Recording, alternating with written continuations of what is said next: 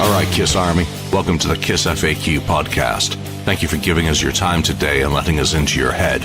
I hope we don't do any damage. We're just a bunch of Kiss fans and we talk Kiss. So come along for the ride. You've got nothing to lose.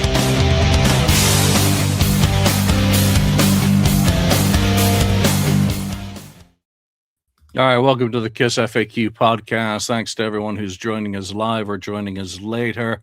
Happy 4th of July to all you traitors out there. Now, Independence Day in the United States, celebrating freedom. And today we're exercising some of those freedoms, the freedom to podcast. But that's a universal in most Western democracies. So nice hat, Ken. I like that. Thank you. Lonnie's got some patriotism going on in that KISS logo. I like that. Yeah. Right. Awesome stuff. All right. So we got Lonnie, we got Ken, we got Mark, we got Danny, we got a full house. We got quite a few topics today. We're going to be getting into some that have fallen by the way in the last few episodes that we haven't had an opportunity to get to. But first, some of the news from the week is, number one, stop trying to find that image that you can't find, is, well, Gene's going to be at the White House today honoring veterans. They've got 10 surviving World War II veterans. It's so shocking to think about the World War II veterans. The war ended 81 years ago now, so all of those guys are pushing 100 or more, and there are fewer and fewer each day surviving from that. And World War II was obviously something that affected the vast majority of us, except for Sweden, which was neutral. So you guys, it was always neutral. Yeah. But they were neutral, but Raoul Wallenberg is a legendary hero for his very good, Julian. Very good, war. Hey, there was a good movie on in the mid '80s in the States about him celebrating him. I think it may have been Richard Chamberlain who played him. The white bus has saved a lot of youths from extinction. He did. And then he disappeared in Russia. The communists got him. Oh, so. All right, but this is a kid podcast, not a world podcast. Mailroom. So I actually got some mail. I'm going to use this probably as in some design for a reprint of the Rock and Roll All Night, the Music of Kiss, because it's one of the greatest picture sleeves ever released by this group, one of the greatest singles ever released by Kiss, and it is, of course, It's the Music Stupid, 1993. It was, I think, an industry. I remember that when that came out. It was an industry type, a single-sided 45, just used promotionally, and it is really the message that resonates for me. That a lot of people got into Kiss because of makeup, because of boom booms, or because of other things, but it was always the music that caught my attention first. And we'll be talking about some of the music. Other news this week: Stanley Simmons. Another video dropped from their forthcoming album. This one is Don't Leave Me Here Like That. Who's had an opportunity to see that, and what are your thoughts on their latest song? Yeah, I saw it. That song, that's the one song that I had previously heard when they did it live, and I thought, oh, this sounds part of this. Well, it sounded familiar to me, first of all, one way or another, but also it did sound part of that song sounded like another one of their songs. I think their very first song or second song, I don't know which song anymore, but something is very similar to that. So it's too like that other one, at least in either the chorus or the verse. I can't remember, but it's something there. And then there's some other similarities maybe you'll talk about there, but I mean, the video's okay. It's kind of goofy, weird kind of video, but whatever. Videos are videos.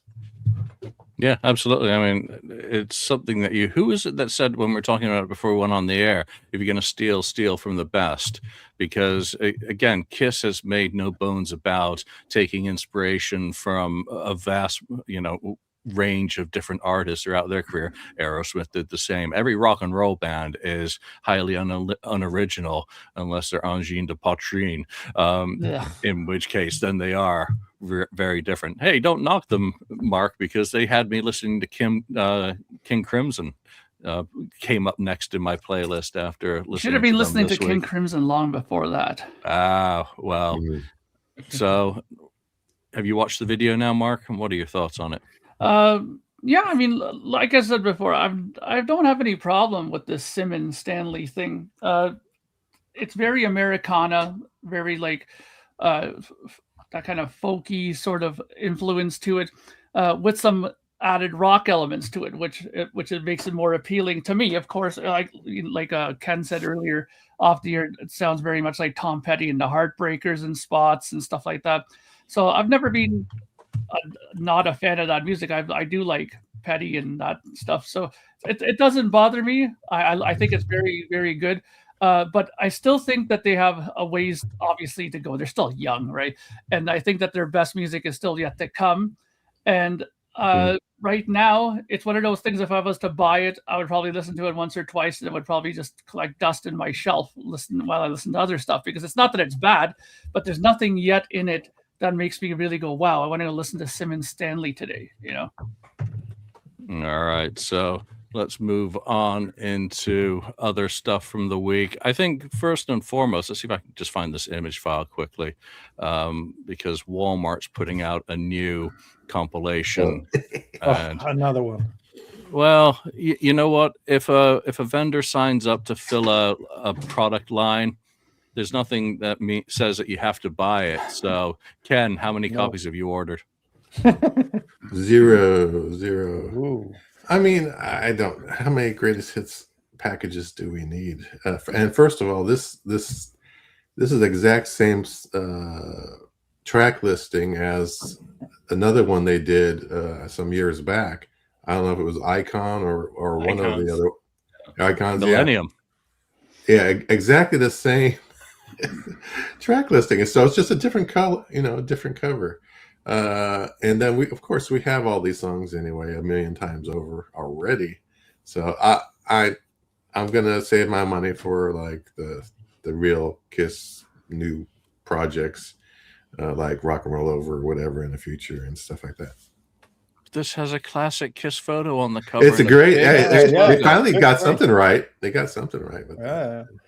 I think it's more for newer fans, maybe. So some kid walking into a record store and maybe or Walmart, and he might pick it up and discover Kiss. That's what I'm hoping, at least. It's all classic Kiss, music on the track listing. So someone's gonna walk by a row of shelves in a Walmart in the States and see that on display, and they're going to buy it. A kid, who knows if who cares if it's a kid like, or that? A wife or a cousin or whatever. Someone's going to buy it. They may buy it for some Kiss fan in their life, and at $27, it's not like it's discounted from current vinyl prices. So it's probably got a pretty decent profit margin on it. It fills a niche. And vinyl's all the rage. So again, no one says you have to buy it, and Ken's voting with his wallet. I'm voting with mine. I'm not buying it. But again, I get excited when I see anything to do with Kiss out there. If I'm walking down the street and see someone throwing out all their Kiss stuff in the trash, I get excited. When you see the newspaper stand and you see some classic rock magazine and Kiss is on the cover, I just enjoy buying that magazine with Kiss on the cover. I might not even read it, but just the fact that I can buy a magazine with Kiss on the cover in 2026 makes me feel good. All right. So the big news this week, I've already done a short little podcast on it, is, of course, Kiss Destroys Anaheim was finally announced. That's been a long time coming. The artwork, we'll talk about the cover art. We'll talk about the Japanese version of it. We'll talk about, the Japanese version also currently comes with a bonus poster, which is very cool. But going all the way back in time, this is where kind of the excitement starts, when a tour of Iron Mountain, which is the secure vault. I use their services restoring media around healthcare. So they are a very serious business. They also work with the federal government. So they are, if you remember War Games, the movie from the 80s, not that crap remake, going into a vault, it is like going into a vault. And watching them in this video, working on some of the Aerosmith catalog stuff and talking about some of the other bands, the formats. If I can find that video again, I'll post the link to it, because it really was, if you're interested in music history and just pop culture, it was a fascinating look into the back end of where artist material ends up. And that Electric Lady one that you can see, the reel, was from the Dress to Kill sessions. Yeah. So we've now got that one. I think if you match up that work order with the product in the book for the box set, you might be able to determine which reel that is. But right behind it, obviously, was the Anaheim Stadium. We could see reel 1, and we now know that there are the partner reels 2 and 3. So they have found it. Reaction, which versions are you getting? What do you think of the artwork? Lonnie, got to start with you. You've been a bit quiet so far. Yeah, I ordered it. I ordered the CD off of Kiss Online, and I ordered the colored vinyl from Kiss Online also. And just like anything Kiss, and then after I make that order, I find out about something else, and then I end up ordering the Japanese CD too. So they got me pretty good this week, Yeah. But it's exciting, I think the cover is I've seen people who really like the cover. I've seen people who hate the cover. It's fine, but I'm not over the top about it. I've seen some people online that said, "Oh, I love the cover," but I don't know. I think we could have done a little more something original than what we ended up with. But I get it, and I get why it is the way it is. But so you want brown cardboard? You want the brown cardboard back, right? Oh gosh, off the soundboard. No, I think it should have been something more like what that Japanese poster is. I think it should have been something more in that vein, which was the poster for the tour itself. I thought it should have been something more like that. But it's cool, and I get it. I like it though. I like it better than the brown cardboard. I like that we're calling it something different than off the soundboard, because we could have just called it off the soundboard and put it out there like that. And I think I don't think it would have gotten as much hype as it's getting, that we're kind of customizing this. And I hope that this sells, and maybe we get, things more like in this vein in the future. Mm-hmm. I mean, they really seem to have covered every single base. It's available on Amazon. It's available in a wide variety of formats. It's if you just want the music, you can get digital for it. You can get CD of just the music for $13.98. It's up on HD Tracks, I think it was, or Qbuzz, one of those two high definition audio sites in 96K. Again, I believe. Mark, what's your take on this? And which one are you in for, if any? Surprisingly, I'm in. I bought the colored vinyl. I am a fan of this show in particular. I remember from years back, I had a VHS tape of a bunch of like assorted rock stuff on there. And near the end of it, when you get to the end of the tape, near the back side of it, and then you'd stop, and then all of a sudden it'll go all fuzzy, and then all of a sudden something else that was underneath that you taped over starts coming back, and then all of a sudden you see what you've taped over. Well, it was this show from Strutter till the end on there. So I always had this, or I've seen this from a long time back, but never in full.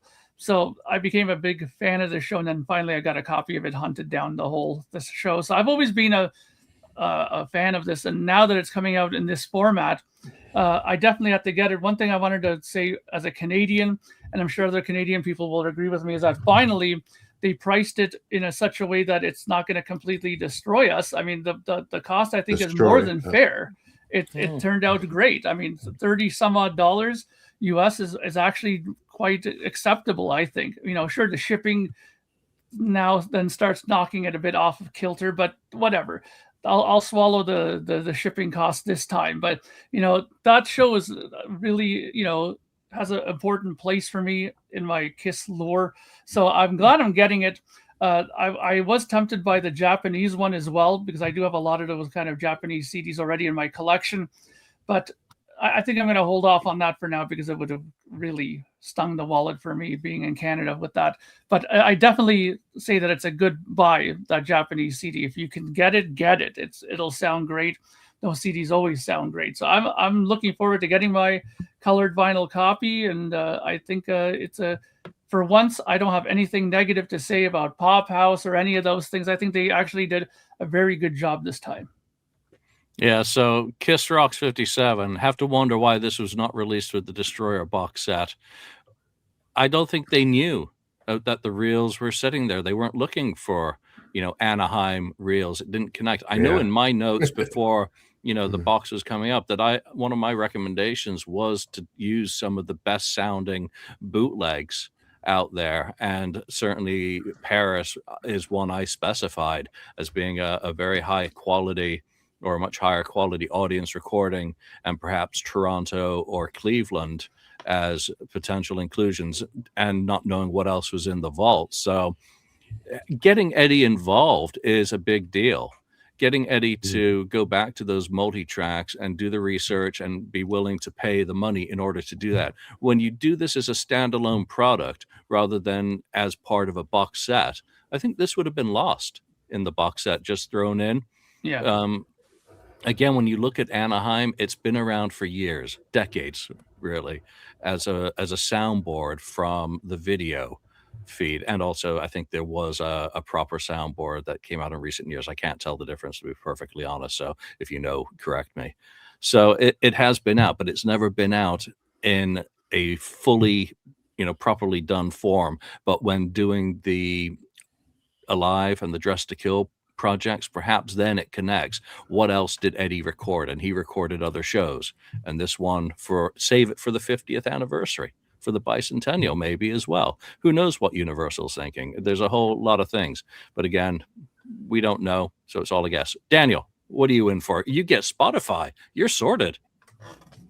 Exactly. Well, I think the package is awesome. This is by far, I think, the best release or re-release they've done in recent years, from the way it looks. I've only heard one of the songs, but I was surprised at how good it sounded. So I think if you're a kid walking into a store or seeing this picture of this album, you'll notice it. You want to grab it. You want to look at it. You want to buy it. So I hope this can be, selling it through Kiss Online is one thing, but you need to get it into stores in order to attract new fans. That would be really a good idea, I think, because the packaging is great. That poster with Peter Criss having the headband with blood on it, probably the best photo of all time of Kiss, in my opinion. I think it's that one that you showed. The bandage, yeah, that's probably the best, my favorite photo of Kiss of all time. So I think Lonnie mentioned that could have been the cover. Of course, that would have been a great cover, but I think it's a good idea to stick with a Destroyer cover because it's such an iconic cover, and just changing the background and the vibrant colors in this picture makes it, you want to buy it, but I'm not going to buy it, but I'm going to listen to it. So digitally. All right. Yeah. So a soundboard on steroids. Yeah. But it's not a soundboard. It's a multi-track. I just like how we've got, 5 shows in the past year. You've got Kobo, you've got 2 Davenports, you've got Wildwood, and now you've got this, all multi-track live recordings, very much unadulterated, unmessed with, mixed by Eddie Kramer himself. This is what I've been waiting for. This is the vault door finally getting open. The Creatures soundboards, those came from, Julian, the nether regions. Just curious, what do you mean by unmessed with when you say that? Well, they've been mixed. What's been done to the individual multi-tracks? Have they been processed in any way? They've been treated by a producer in a studio according to 2026. Eddie Kramer loves to add audience sound. Has he done that on this one? I don't know. Drums are little... Again, I'm hoping we see, some track sheets in there so that we can see how the show was mic'd. We know how some other shows are mic'd and how things are mic'd in the studio. So it's always nice to compare. Again, this has been touched by Eddie Kramer, the guy who recorded it. So he didn't record most of those Alive shows. So this is his baby. He had a contract. No, I was just curious because, I thought there was maybe something else that was on your mind when you said that, but no, that's absolutely true. It's just multi-tracks, and when you go back and go through the multi-tracks, much like most producers, they'll always try to think of, oh, if I had the chance to go back and do something, what would I have done? This is maybe that situation, because maybe it does sound like he made it a little bit more kick heavier than normally. And I have no issue with anything he's done, to be honest with you. Live albums to me are an element on their own compared to studio records, in my opinion. So, there's a lot of elements that could come up to hinder it, and you have to make it the best as you can. And I think he did a great job. Maybe Julian can compare it to the other recording, like he did with. Well, I already have. Yeah, okay, you already have. I've already. Yeah, I've done the multi-track or stemmed it from the Shout It Out Loud single that was released, and he's left in where they're off mic.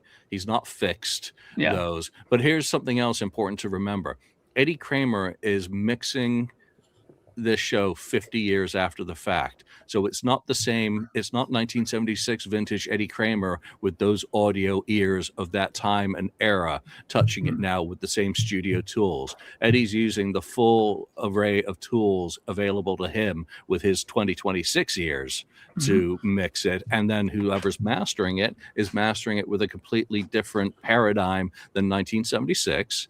And all around, it's not going to be a 1976 show. You want the 76 show? Go listen to the video audio or the pre-existing soundboard, because it's a completely different beast. So it's apples and oranges. I hear errors. I hear things where the sounds of the drums have definitely, been enhanced, and that's part of mixing the show in 2026 as far as I'm concerned, as is the transfer. There's a speed difference between this but we're going to get into the technical and everyone banging their heads against desk. We haven't even gone to Ken to find out what he's buying. Oh yeah, well first of all, I'm buying what I buy the picture disc and the plain CD, and then I ended up when I saw that Japanese on CD Japan that comes with that poster. I'm like, oh shoot, okay, well, I had to get that, of course. So anyway, I bought too much, but that's the way it is. So for the cover itself of the album, it's whatever. I mean, maybe it could have been a little better or different, but it's better than those plain crappy ones that they were doing, at least for soundboard, even though this is not a soundboard, it's an actual multi-track recording, so it's going to be different anyway. So I'm excited for it, and I do like the Shout It Out Loud. The sound of it sounds great. I think people are complaining about, like, I think I hear there's something different here. I compared it to the freaking bootleg or whatever, kind of thing. I'm like, I had that bootleg. That was my first bootleg, actually. I bought like in the early 80s. It was a white plain sleeve with a blue picture. I think Gene Simmons is on that. It was printed out on some kind of black and white printer or whatever. Xerox printer. Yeah, exactly. And glued to the glued to the white cover. And it was goofy. And I remember listening to that a few times, and it sounded like crap. And so to get a real recording multi-track of this is like wow, that's a big deal. So, and Shout Out Loud sounds great to me. I'm not nitpicking anything about it. It's going to be different, like Julian said. There's new tools now. There's new ways to grab even off mic, where they turn their head and you lose that way, but you can turn it up in that spot to grab that vocal that's maybe you wouldn't be able to do at old times. So there's a lot of cool stuff they can do, and I'm not against any of that. And the other thing is, I hope Pop House had the foresight, and I think they might have, because when they brought Eddie Kramer in to do a live for a live, and then they maybe said, hey, you got other stuff that you did. Can you do? We found this Anaheim thing that you recorded. Can you do that? And then can you work also after that? Can you work on Rock and Roll Over? Do a remix or whatever, and maybe they have concert there too. So do that, and then also Love Gun and Alive 2 at least. Just have him, just hire him, get it all done, because Before it dies. well, yeah, It's a very positive way to look at it. Daniel. before the world ends and before we die, you know. Yeah. Even. But bring him in, because I think you have to have him do all of that stuff. I think it's the right guy to do it, and it's a selling point, and I think that would even help sell. You know, when you say, "Oh, okay, Eddie Kramer is involved," yeah, I'm all in or whatever. So if you brought someone else in that knows nothing about Kiss or whatever, it's not always going to work. So anyway, yeah, I'm happy about it. I'm looking forward to it coming out. So you don't want Greg Collins or Paul Stanley? Oh my God, yeah. Keep those guys like on the other side of the planet, please. No, it definitely adds to the legitimacy of it. What was that question, Rex? Why was it recorded originally?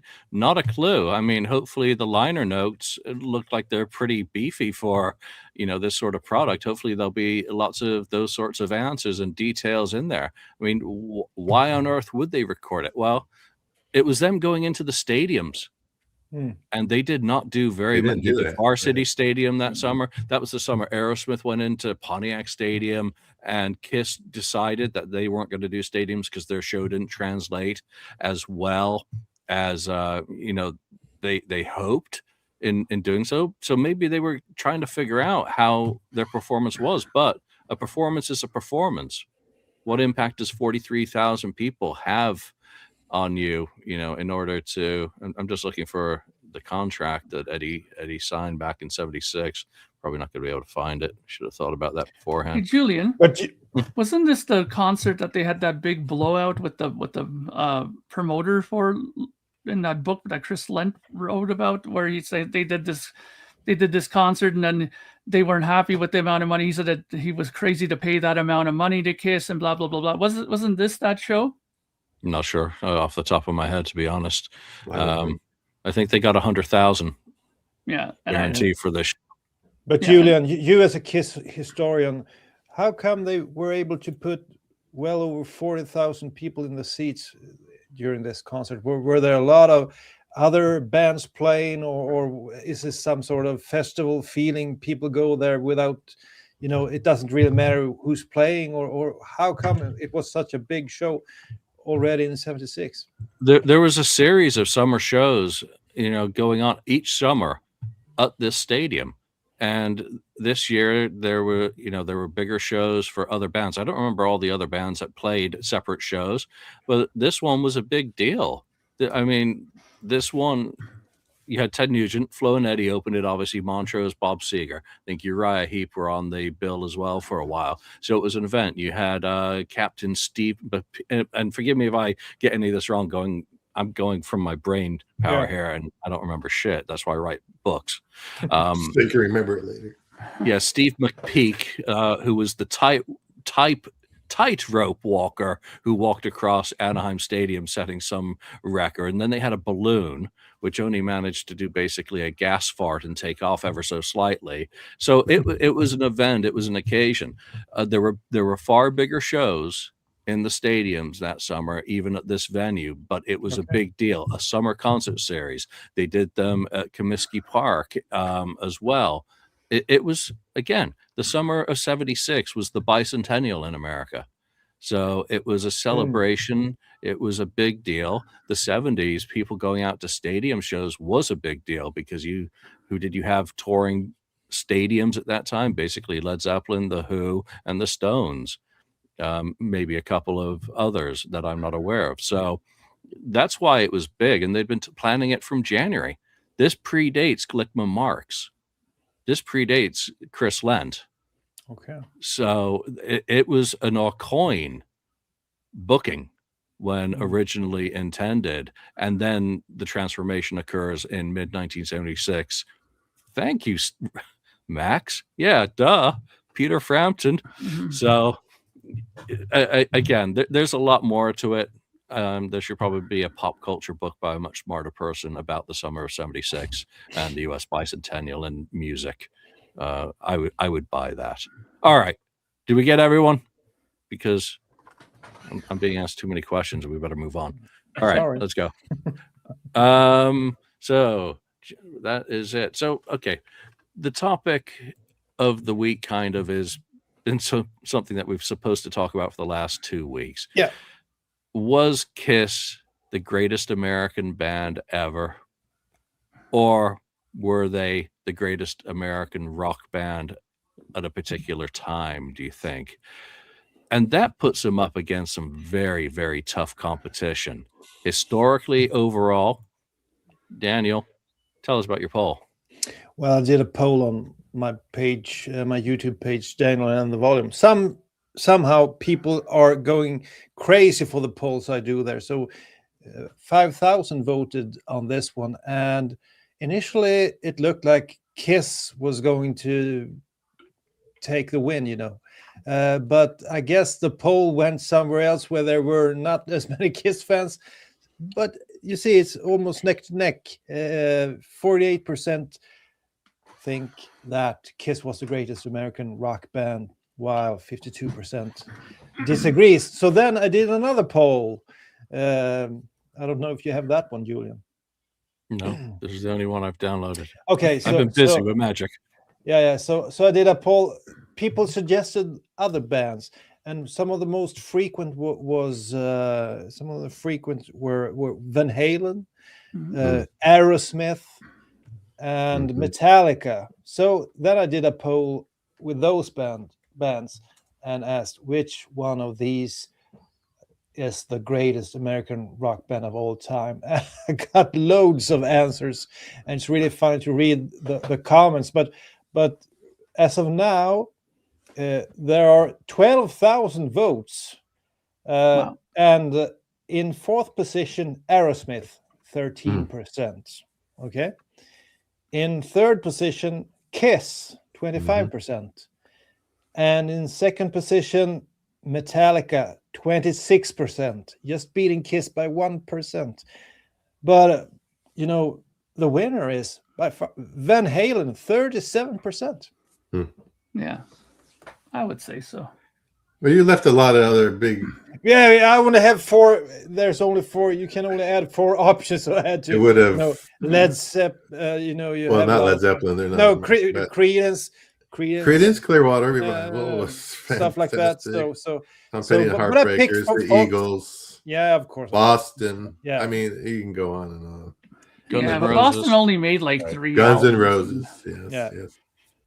It's impossible to answer that question, but I think it was kind of interesting to see that Van Halen. I mean, these are Van Halen was great. hard, maybe hard rock bands: Kiss, Van Halen, Aerosmith, and Metallica.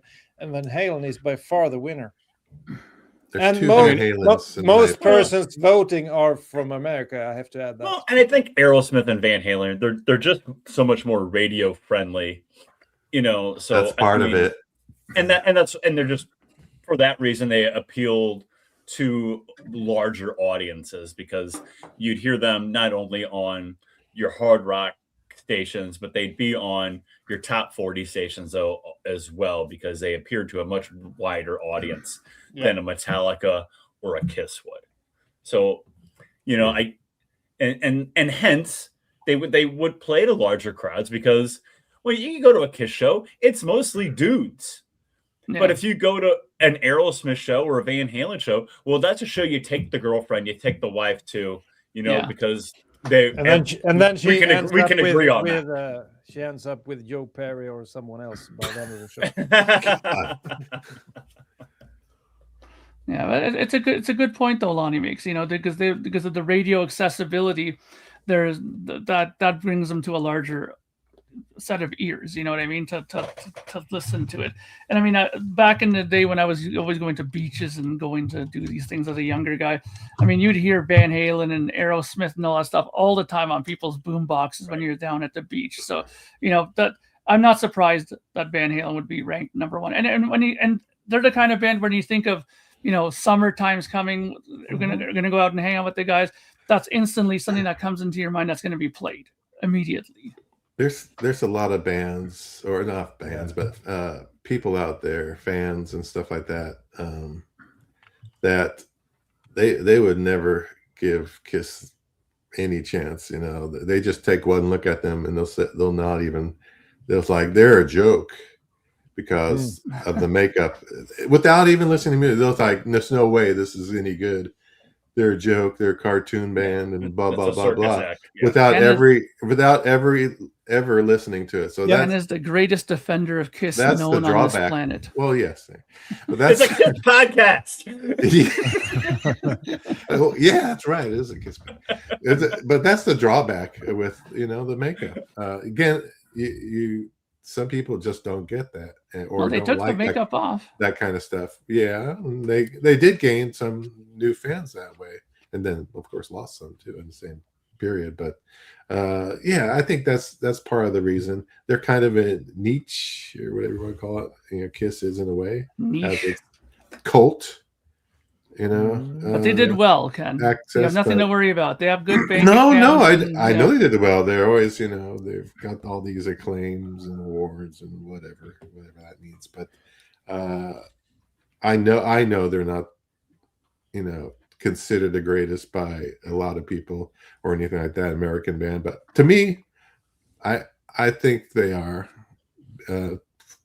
based on longevity and all that kind of stuff too. Goes along with it, but that's me. I'm a big Kiss fan, big Kiss fan. I like a lot of other great music and bands. Daniel talked about Creedence Clearwater Revival. I mean, geez, what John Fogerty massive wrote of those songs and all that at the beginning, that short period of time was just it's just phenomenal. Ridiculous. I mean, it's too bad. But they burned out fast as well as a result of that. They were, they were burning hot, forging fast, and and then dropping off. Yeah, Aerosmith and Kiss had 50 years careers. Yeah, which is an outlier to Van Halen. Didn't have 50 years. Van Halen's had years stolen from them, through addiction, and then obviously Eddie dying is a massive inconvenience to their legacy. Because they never really had that chance to cement themselves, but they sure as hell cemented it with those original albums, the ones that matter. Pearl Jam comes into the picture. They're pretty massive. Foo Fighters, whether you love them or hate them, massive. But Metallica is probably the biggest worldwide American band. Yeah, pretty much probably of all time. Sure. Grateful Dead is one. Again, they are a rock band. They're cult. But Kiss I've often said that Kiss is the world's most successful and biggest cult band, and in a way that is. They had those pockets in time when they were the biggest band in the world. 1996, the year of Magic. They were the biggest band. They were second. They beat Neil Diamond and every rock band that was out there at the time. Obviously Aerosmith was on a down with That's 9 Lives there, 97 anyway. So you talk about 90. You talk about 96, Julian, and like I remember telling people that that the 96 tour is more successful than Garth Brooks, and who toured in 96. And people would look at me like, no, and I'm like, Bruce Springsteen and all that. Yeah. All those bands that toured that year. I mean, they were the most successful, even more so. So yeah, and to agree with Julian, there were pockets in time that they were the biggest band. They had their moments in the sun, that's for sure, where they were. I don't think they were the top touring act in any year in the 1970s. And again, that needs to be fact checked. But even in the Alive era, where they were absolutely gigantic and doing very well, then there were still bands that were packing more audiences in or playing to more people because they were playing stadia instead of just arenas, and Kiss remained a arena band. So, but to me, they're the greatest American rock band because I love them. Aerosmith probably just pips them slightly, but between those two, give me either day of the week, and it's one or of the others. I don't know, Lonnie, if you facilitate between Kiss and Guns N' Roses, for where that passion is. Well, I do a Kiss podcast every week. I don't do a Guns N' Roses podcast every week. So, Kiss does take the prize in my mind, as the greatest American rock band.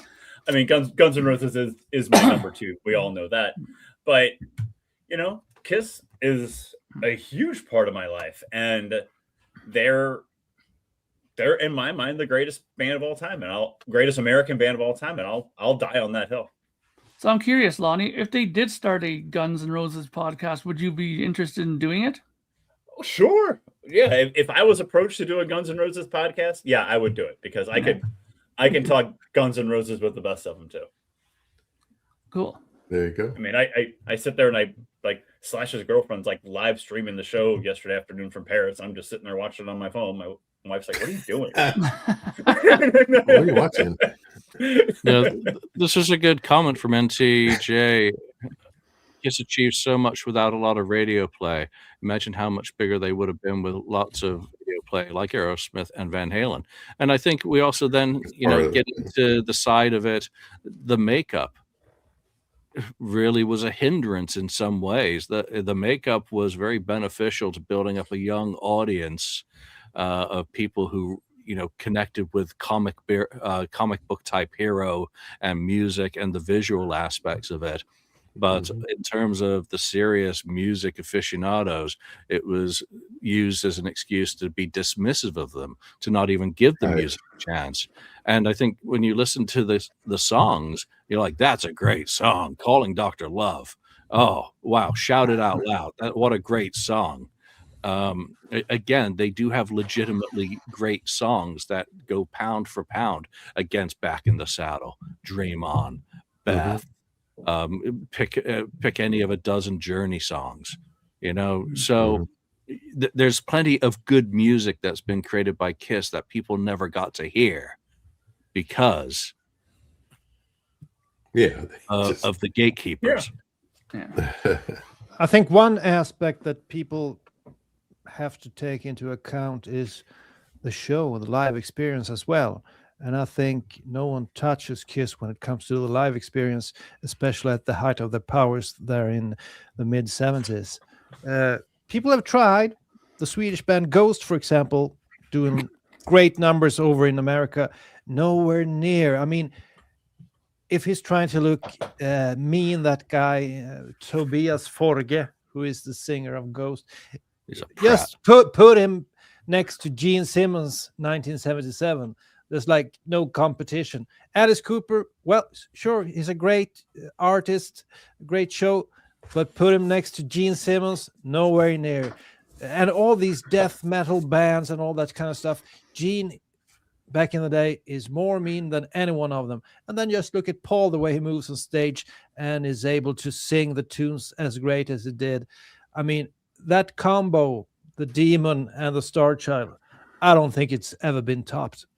Yeah, but is there any difference between the Star Child and Roger Daltrey having a baby with Robert Plant on stage? The two of them as frontmen. Paul Stanley, borrowed bits of their shtick. As for Tobias Forge and Ghost, Satanic Spandau Ballet, they had a few good songs, but boy, did they get full of themselves. Went to number one in the U.S. Yeah, but that's the U.S. I mean, You can basically package up anything and sell it here if you've got the right packaging. You can't put them on the same stages in Europe and have the same credibility when people can go and listen to Pet Shop Boys and Spandau and Pop and The Cult and everything that's done before. They lost it after Absolution. So I don't know if Kiss is the greatest American band, but I think they have the greatest show of every American band ever in the history of time. Yeah.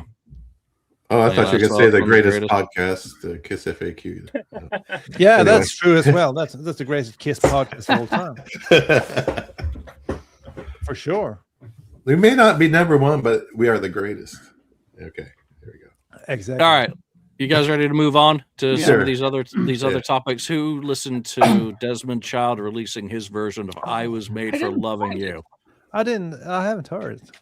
Yeah. Go listen to it. Again, I couldn't get past the processed. What are they? What are those stupid talent shows that they do? Auto-tuned vocals were just absolutely horrendous, and I couldn't handle it. So it's nothing compared to the original. Yeah. Yeah. All right, then let's move on rapidly to one of the other ones.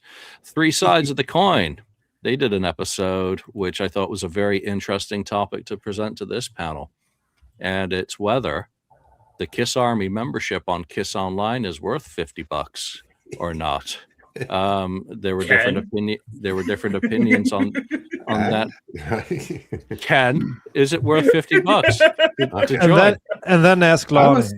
Yeah, I was paying every year for a shirt. Not almost every year, but especially when they went on tour. Because when they were on tour, it did, help you gain access to the tickets, So, the ticket queue, you mean? Ticket queue, and Julian and I were able to go front row in Oakland and that sort of stuff, because of that. And actually, that's funny about that Oakland show is we didn't even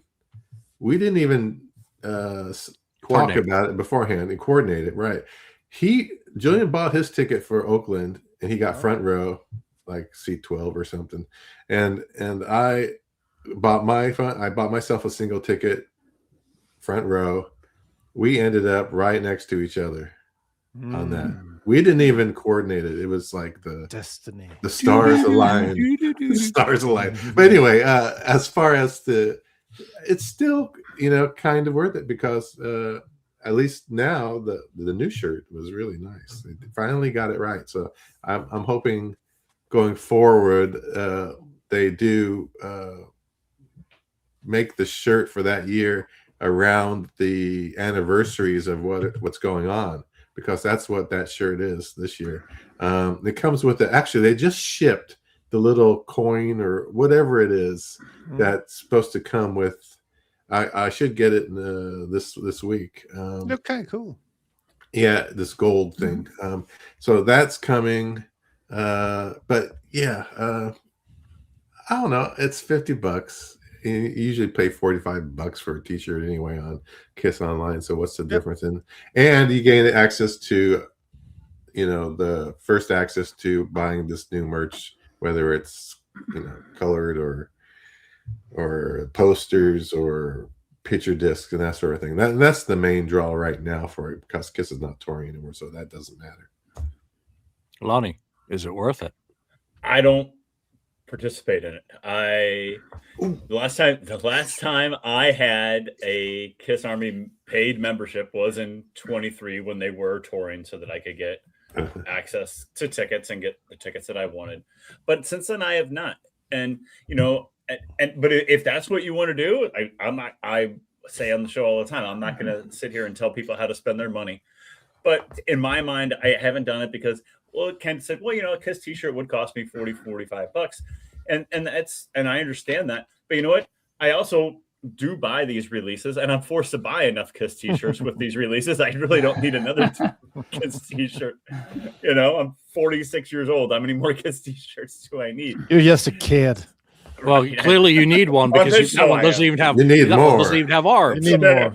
Yeah, a lot of years how your ago, sleeves. Showing off the guns. Right, yeah. Whatever. But I don't need it. I mean, yeah, you get access to those items, but you know what? They are there the next day when the peasants, like, a lot of them are, like, I can get them. And I'm not into the picture discs. If that's what you want to get, that's what you want to get. Like, I'll buy the colored vinyl. I don't need to spend the extra for the picture discs. So, to me, I don't need it. But if that's what you want to do, and I guess the people that are going to Vegas, they're still picking their concert seats, I guess, with that too.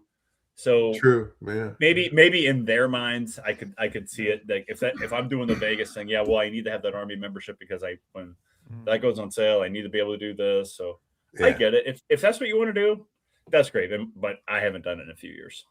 If nothing else, I think the membership on Kiss Online is worth it. That's free, because then you get access into the articles, and a lot of that material is now being created to really supplement the website and turn the website into more of a digital fanzine, because they're putting a lot more effort into the creative side of Kiss Online, which has languished a lot since Mike Brownvold used to do a fantastic job with the content. Love him or hate him, I don't really care what people think of Mike. I like him, and I thought he did a great job when he was, webmaster. He would sit there, take hundreds of freaking photos of each show, post them all up, and it was really good. And once he left, they went in a different direction in terms of what content that they wanted to be. Thank God they never went in the direction of Gene Simmons' website, which is absolutely unusable. Super Zapper actually put a great comment up here. Are they preying on fear of missing out? Absolutely, 100%. That is part of the gig when you're trying to sell shit. You want people to worry about missing out on a pendant, and people did miss out on the pendant, and that really annoyed people. I've missed out on stuff, and it really annoyed me, and I've gotten upset at it. People miss out on picture discs, limited editions. So yeah, of course they're preying on it, because an extra $50 is $50. But then again, they're sending you a t-shirt and a pendant. So I think Ken's point is that it actually is somewhat worth it, because you never know what some ultra reserved item is going to be coming down the pike. And I like to know stuff first so that I can report on it. So to me, it's worth $50. Mark, what about you? I've never gotten any of those pay memberships. I've gotten the free one because I not even King Crimson. Yes. I mean, yes. Easy. I'm just saying, we're talking Kiss here now. I'm saying that the free stuff I got because, like like Julian, I like those articles and those supplementary things. Those things I like, and will always support that and go down that route. But I mean, like, the main thing for me is that they're not touring anymore. So there's absolutely no reason for me to get it, because I don't care about picture discs and all these other things that come with that. And I buy a lot of t-shirts anyways from them. I'm a big supporter of the Kiss t-shirt line that they have. So I don't need to get a membership just to do that. I can do that without a membership, right? And it's just not something that I'm into. There's nothing in there that lures me into doing it. And to answer your other questions, I'm not a signed up member for any Yes thing. I don't need to be, because unlike for whatever reason, I'll say, the Yes people, give us stuff for our podcast. They give us advances of stuff and stuff like that. So I don't need to get a membership, because I get stuff from the official site regardless, because of the podcast, right? So there you go. I don't need to have it because I get it from them. But I haven't bought a membership for King Crimson or any of those other ones. But I don't. Well, it's always better to have yes people in your life than no people. Well, I mean, hey, we that I can say for sure. That the Yes podcast that we do is probably the top running Yes podcast, and will be, because we're up to like 900 episodes, and really that's just it. We're the go-to podcast for Yes. So, all right, Daniel. It's not Spotify. It ain't worth $50 to you. I know that already. No, but you just have to give your boss a real squeeze, and that you get free Yes music. Just like that. Yeah. but when it comes to the membership, I understand why people get it. I think it's kind of worth it. I mean, considering the prices of t-shirts and so on. I mean, you get kind of a good package. But I'd rather put my money elsewhere. For example, I enjoy fans doing great stuff for the band. Kiss, the big entertainment industry that it is. I don't feel I need to give them more money. But guys like this, like June and Jill, writing great books, I get those. I put my money there. And Kiss Army Sweden Destroyer magazine. You read my cent. Yeah. If you don't want to join Kiss Online, join up with Destroyer, Kiss Army Sweden, to get this incredible magazine 3 or 4 times a year. What is it, 3 or 4? I don't know. I think it's 4. I think it's 4. Yeah. So I'd rather give my money to those people, the real Kiss fans that work their asses off, and most of the time they might not even get their money back. They write these great books. They put in hundreds of hours, and why not give them a few dollars? That's been my thinking for the last decade, because Yeah. Kiss, they all, Gene and Magic. Paul, they're off to the sunset. They have no problem money wise, but people writing stuff like this, like War Machine by Julian Gill. I mean, well, come to think of it, I got this for free, but most of the time, I You're like buy- There you Mark. go. There you You're go. just with like the Mark. free, see? Squeezing- friends with benefits. squeezing I the like bo- free stuff. You've been Yes. squeezing the boss. No, but I mean, give the money to the fans that show passion. We need more people Yeah. with passion. Watch the podcast, and my dream is that, Julian, you didn't do a lot of media for this one, unfortunately. I didn't get invited, so I can't do media without inviting. Invited. Yeah. You weren't, because my favorite podcast at this point in time is probably the Decibel Geek podcast. I love that one. Just imagine Julian being interviewed by those guys about this book. That would be an awesome episode. get it So on if there. you're listening, Decibel Geek podcast, this would be a brilliant episode for your podcast. It's a great book. I'm sure you've read it. I'm always willing to talk, but I got to be asked. So no, I did a think you're couple so of, busy and important, Julian. They're scared of you.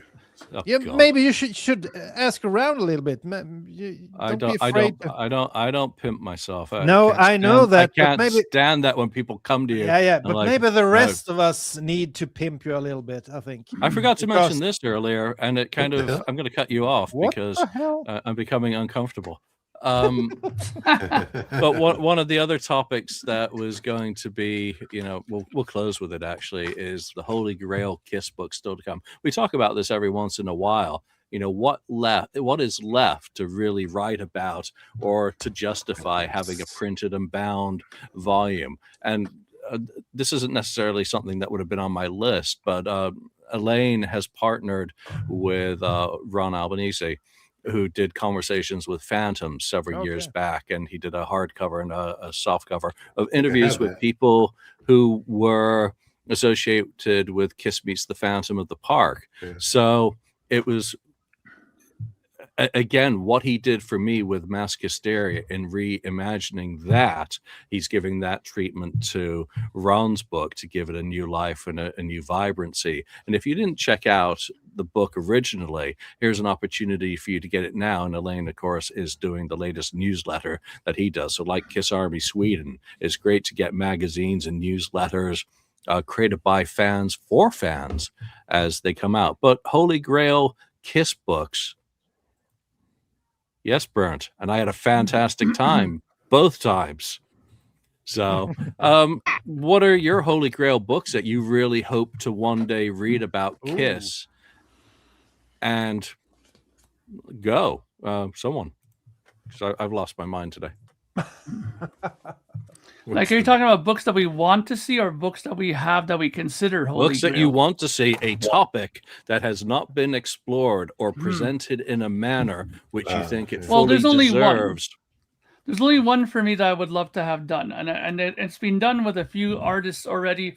Like Zappa's had one done, Beatles have had one done, where they do go through a whole book of the gear in the studio stuff, top to bottom, that they've used from the beginning till the very end. I'm a big equipment guy and gear guy, and every time they do those kind of Gibson TV things where they went through Paul Stanley's guitars, that was a big watch for me when they went through his whole collection. Those kind of things I find extremely exciting for me as a musician and a fan as well. I mean, when Geddy put out that big book of bass guitar, I was like right in front of the line for that. I love that thing, even though I'm not a bass player, but I love kind of, exploration of the instrument and what makes one different from the other and stuff like that. And the same thing with the gear, the recorded gear that they used in the studios, or the techniques that they used. There was a great Beatles book that many studio people even still refer to this day, where they're like, how they mic'd the drum set for this album, or what did they use for this song, or this and that. A top to bottom book like that for Kiss, I think would be fantastic. I'd love to see it.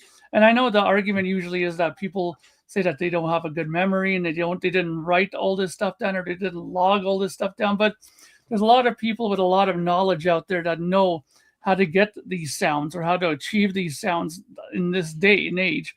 So they could at least get it pretty damn close to what it was. And even that would be interesting enough for me to get a book of that kind of stuff. Very cool. Very thoughtful.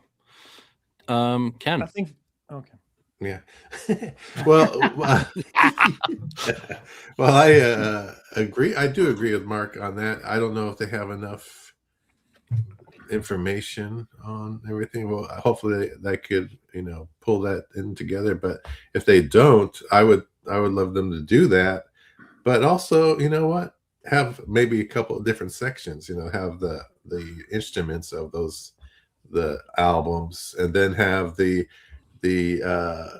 costumes of those albums, how those are, in detail of what they did and how they changed over the years. Do that, and also add to that another of the stages differences and things like that throughout the years. Just kind of to fill the book, because some people are really interested in the different types of stages that they used and setups and stuff like that. And they had a lot of cool stages throughout the years, of course. Just to see it in detail how things are laid out are pretty cool. So that's kind of a book. I still want another book like from Bruce Kulick would be. I'm waiting for his book, stuff like that. Yeah, for I sure. would love to hear, because he remembers a lot, which is good, first of all, and he things he has written on his career with Kiss has always been very informative and very interesting. So I'd love to see a full book of all that. So Gene's driver's ed instructor, an autobiography. Nice. Good. How not to drive. Yeah, low blow. Lonnie. Yeah, I agree. I agree with Ken that a Bruce Kulick book would be very cool. To document the 80s that are often forgotten and often skimmed over in the other autobiographies that we've gotten. I think that would be great. And Bruce is very honest, and I think he'd get some honest opinion about 1995 and leaving the band and his thoughts and emotions at the time.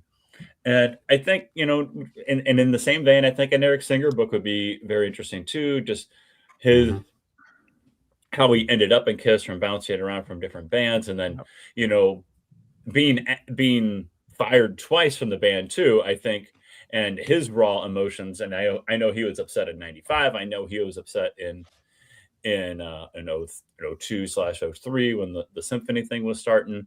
I would love to hear his raw emotions of untamed emotions of what was going on in his brain and how upset he was. But at the same time, he can talk about how appreciative he was, and he had all those years from 04 onward with them, and how they how he's played more Kiss shows on drums than anybody. So I think those two are easy picks. And we've talked before too that I'd like a book of all the tour books combined into one. Yeah. So you could see all the tour books and all that in the one from the beginning up until the end. A compilation book of all the tour books, I think, would be coffee incredible. table book. Right. Like I think that'd be Monster. incredible. maybe not like that, but coffee table book that can turn into a coffee table. That's Oh, right. Seinfeld. Legs on it. Yeah, I like Seinfeld, that was great. Yeah. Nice. Well, to me, off the top of my head, there are 4 types of books I really enjoy when it comes to Kiss. The first one is, as you mentioned, the official biographies. So Bruce and Eric really needs to do their biography as well. This one is actually my favorite of the biographies, the Peter Criss one. Then you have people digging deep into stuff, finding out details that no one ever knew about.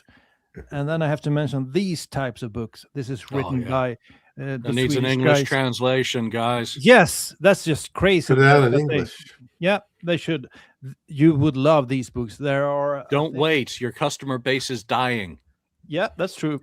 Yeah. There's 4 Jeez. 4 books like this, and some of the stuff that they mention in these books have never been mentioned anywhere else. So they really dig deep. They interview people, and they're good writers as well. So people digging deep and presenting them in great books. I look forward to those kind of books. And then you have, of course, someone who has worked with a band or been close to the band. And the best Love that example book. is, of course, Yeah. Kiss and Sell by what's his name? C.K. Lent. C.K. Lent. Yeah. Yeah. He's a great writer, but the information in this one is just mind blowing. Top So shelf. this is probably my favorite Kiss book of all time. But people who have worked with Kiss, there must be plenty of people out there who has a great story to tell. So I would look forward to that. And the final version of Kiss literature that I enjoy is, of course, digging deep into an era. And then I have to show Julian Gill's book here, War Machine, which is a great book. And if I could make a wish for something, I don't think it would be a great Magic, of course, is coming soon, hopefully. But what I'm wishing for is some of my favorite eras, something like this, but maybe about the Asylum era, maybe about the Revenge era. I know those weren't as popular eras as the 70s, but I'd love to read. Yeah, I'd love to read books, because there aren't a lot of books about those eras. So something about Revenge era and Asylum, that would be awesome. Flodhästen och Torstig? What on earth? Flodhästen och Torstig. It's the hippopotamus is thirsty in No, you don't. Oh, so it's like French lessons in high school. That'd be The a monkey waste has of fallen time to from the do that. tree. Yeah. All right. Holy Grail Books. We're too Pirate lazy. John Watkins is putting out a book apparently on the Dynasty tour, from the first load really? in to the last load out. Something Beat like you that. to it.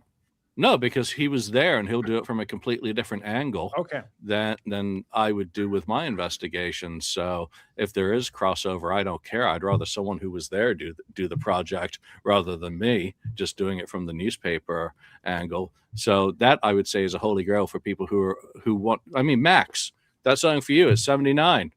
So My first rejoice. concert that year.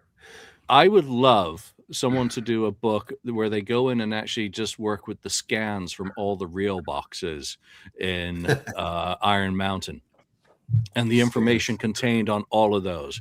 So to scan and write everything about the track sheets and the actual takes and how many takes were done of all of the songs on every single album under the Casablanca years. So I'm talking specifically through the first contract, which I think goes through, it was canceled in 83. So that would be kind of my holy grail. But then also to combine it with like my song stories type thing, where they talk about each song. They're never going to have Bruce Kulick's notebooks of his amp settings. He drawing the little dial settings for each song, writing down which octave chain or effects chain he was using, how the amp was mic'd for that particular song and its position on, which mic was used. I mean, I don't think anyone is ever going to get that level of detail which you can get from the Beatles recording sessions. That's just not possible. So I think going in with the real boxes would be the next best thing. I think, Daniel, you mentioned C.K. Lent and people who were there. I would love people who were there who could be objective, because, again, I don't want to read a book from Doc McGee ever. Zero interest in that. Creative accounting with Paco Zimmerman, that might be interesting, but again, it would probably, who knows what that would entail. Spiro. Now, Spiro, I think, would be a fantastic one, because he was there and he also had a very unique life experience as a Gene impersonator and also doing so officially at NAMM and for the Punisher bass line. So I think Spiro has a particularly good story, and if he could write it and then work with the band to make sure that no privileged information Japanese again, commercials as well, videos. Yeah, so he would skirt a very interesting line between someone, a very close confidant of the band, and again, he filmed MTV Unplugged stuff as well. So he was that fly on the wall for What all about of those things. that Italian fan, Nico Cicerone? He should be able Strike? to put together some cool photo book. Well, he is. I believe last I heard, he was working on a photo book. He's been working on it for years now. But now that Pop House is involved, that changes some of the calculus that existed prior. Because a lot of people who are creators want to do things right and to work with the new property owners, whereas certain things were allowed in latter years with the old ownership. That now can't be done. So. That's it. I mean, out there listening to the show, what are some of the Holy Grail books that you want to read about? I know there was one being worked on for Belgium and Holland. I still want to see a German Kiss fan put together Kiss in Deutschland. We've had Kiss in Sweden, which was incredible. I want to see an Australian step up and do Kiss in Australia. I mean, these aren't necessarily Holy Grails, but I think they're important documents of fandom and areas of fandom. And I really think that Revenge idea is a good one, because it would be a fun tour to get back and disassemble, but also a fun album. You can do it, Julian. You can do it. Right? Do it. Not for me. Why is that? I can't do everything. Yeah. You can do that one. Don't you agree, Lonnie? Lonnie, what? I agree. Yeah, I agree. So I'm on board. Yeah. No, I don't have the passion for revenge that would be needed to do that. So, all right, there we go. That's it. A bunch of catching up on board topics. We'll probably do some more in the next couple of weeks. But for all those questions that we've asked today, what do you think? What are your answers? Kiss the greatest American rock band of all time, or were they for any particular time? What are some of the Holy Grail books that you'd like? What do you think about the latest Stanley Simmons, Tom Petty cover? Let us know in the comments and chime in wherever you've been listening. But for now, from Lonnie, from Mark, Ken, Daniel, and myself, thanks for joining us, and we'll see you next time. See ya.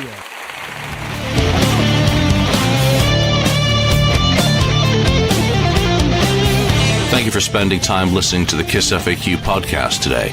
All sales are final. There are no refunds. If you'd like, look us up on Facebook or come over to the message board and discuss the topics we've broadcast today. Don't forget to hit subscribe wherever you've listened to this show, and a like would very much be appreciated. We hope you'll join us again, but until then, remember, life's a radio. Turn it up to 10.